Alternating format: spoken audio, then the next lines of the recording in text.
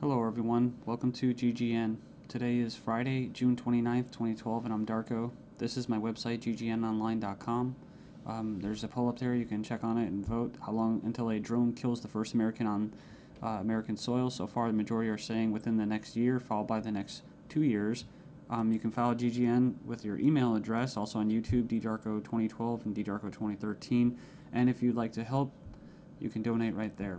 So, and there's also a little news archive there. So, I'm ready to go here, and we're going to cover the economy. And the biggest news, of course, is Obamacare approved. It was kind of shelved for a while there, and now it's back from the dead. So, and a little bit of eugenics, because you have financial warfare, and then you have social warfare, you have eugenics, and it kind of all just is immersed, right, in the same global agenda. So it says here, Obamacare approved, IRS to force Americans to buy health insurance. It says it's a victory for Obama and a travesty for the middle class. The Supreme Court upheld Obama's health care mandate, empowers the IRS to begin to regulate America's health care by 2014. Expect IRS thugs armed with shotguns knocking at your door to fine you almost $700 a person or $2,000 per household for failure to purchase health insurance. If you fail to pay the outrageous fine, expect to be sued by the IRS. It says here that revised healthcare laws remove the penalty of almost $250,000 in imprisonment up to 5 years. It says here this ruling allows the federal government to force citizens to enter a contract with private corporations to buy health insurance. This is happening just days before the 4th of July, when Americans won its independence from British tyranny, and now we face the same tyranny today. It says here by 2014, all Americans will have to submit or face being fined and sued by the Internal Revenue Service. The American people are already struggling financially with record unemployment, inflation, and trillions of dollars in national debt. By the time health insurance becomes mandatory, the middle class will be financially bankrupt. This is the reason why the military and police are preparing for martial law in the U.S. streets, says because people will revolt against the system that has basically turned people into financial slaves. So it says here that they're conditioning Americans with checkpoints and speed traps, army drones to spy on us. We're going to cover all this, rolling out the tanks and putting military goons on residential streets to prepare us for what is to come in the future. It says here the Bilderberg Group discussed in Spain about wanting to level America into a third world impoverished nation where we're all poor under world government dictatorship. It says here soon the Americans' standard of living will drop significantly, and it won't just be the standard of living, it will be their age of death, right? Their basically the average lifespan. It says here services will be cut. We're going to get into that too, death pathway and stuff like that. Taxes will be increased until we become so poor that we are unable to fight, and resistance will be futile. As Americans issue split decision on healthcare ruling, nearly 2/3 believe politics played too great a role. So it says Americans are sharply divided over Thursday's Supreme Court decision on the 2010 healthcare law, with 46% agreeing and 46% disagreeing with the High Court's ruling that the law is constitutional. Then you have from the Daily Bail, Obamacare complicated. Check out the flow chart. And yeah, there's our buddy, the IRS, right there. But it's just a god-awful mess. And you have Secretary of Health and Human Services in the middle. All these different vested interests, all these different bureaucracies.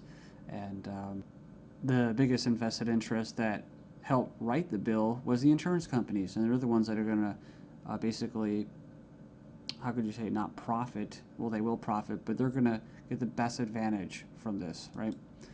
And if you would like an anarchist perspective on the whole Obamacare thing, I think Stefan Molyneux did a pretty good analysis of this. I think he held back a lot. I think he's gone over it and made his point so many times, his argument, that he was actually kind of just laid back about it. So it's kind of nice. It's 18 minutes, not too long. The truth about Obamacare, yes, it's even worse than you think. And right here in the description, he puts in there the 6 facts that he presents in his argument. So fact 1, there is no law in the U.S. anymore.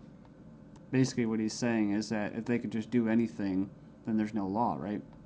And it's tricky because, in quote, in a stateless society, there would be what? No law. Well, there would still be common law. See, this isn't common law. This is political law. That's why you have pigs, political law enforcement, and the like that are going to be enforcing this, federal agents and that.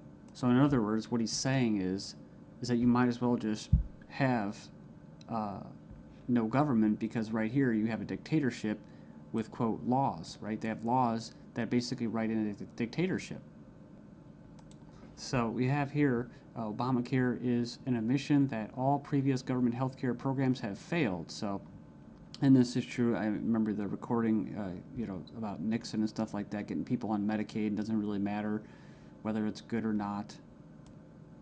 And in fact, costs have already doubled from initial estimates, and that's usually how it works. As soon as this gets closer to fruition, oh yeah, some hidden costs. Sorry, guys. Fact 4, 70% plus of healthcare issues result from individual choice. So the thing about it, he's talking about smoking, drinking, eating basically a lot of bad food and stuff like that. You can actually help. But a lot of these people that are going to, quote, benefit from this are not going to be doing anything to help their own health, right? So it says here the inability to discriminate on pre-existing conditions is an essential driver of healthcare cost. So I think what he's saying there is it's not very free market. It says here that the fines for non-compliance are destined to rise enormously. We have 15 reasons why the Obamacare decision is a mind-blowing disaster for America. It was actually, it says here it was voted 5-4 decision to uphold the vote. And it says here, the bill, it says here the swing vote was Chief Justice John Roberts, who was appointed by George Bush, W. Bush. And not that you'd have any confidence in the judicial system as it stands, just based off past history and their track record. It says here, after the vote today, it is hard to have any faith in the U.S. Supreme Court. I guess they're saying because it was quote conservative. According to the Supreme Court, the federal government has the power to force you to buy private goods and services. And it goes on and says here that it's another step away from individual liberty, another step towards a nanny state. I hate that word. But it says here IRS is now going to be given the task of hunting down and penalizing Americans. And it says here, in fact, the Obama administration has given the IRS $500 million extra outside the normal appropriation process to help them